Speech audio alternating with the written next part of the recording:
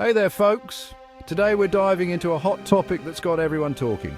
Nelson Chamisa is calling out the Southern African Development Community, or SADC, and he's not holding back. Chamisa's got a big question for SADC.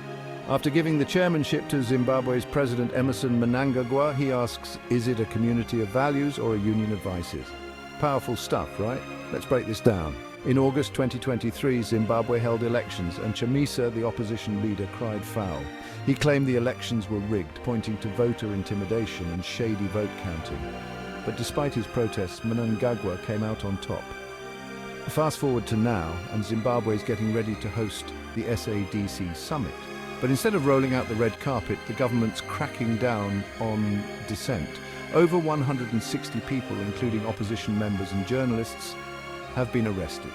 Human rights groups like Amnesty International and Human Rights Watch are in an uproar. They're urging SADC to step in and condemn these violations. So what's SADC going to do? Chamisa hopes SADC will live up to its principles: democracy, human rights, and the rule of law. He wants them to address the electoral fraud he believes happened and the human rights abuses taking place right now. It's a tall order, but he's hopeful.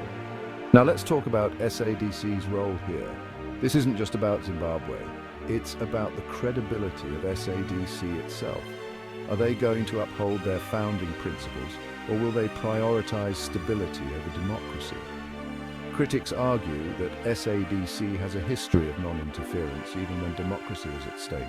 But Chamisa is calling for a change. He wants SADC to be a community of values and not a club of the oppressive and abusive. He believes that if SADC fails to act, it will become irrelevant, outmoded and defunct. Chamisa's vision is for SADC to be a bastion for the oppressed, not the oppressors. He's calling for a generational shift to reshape Africa. So, what's next? Will SADC rise to the occasion and stand up for democracy?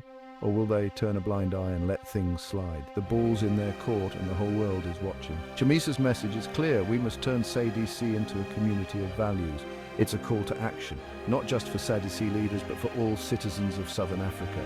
We have a generational mandate and duty to shift things, he says. We will transform Africa. Fellow citizens, it's time to shape this world. #New Africa.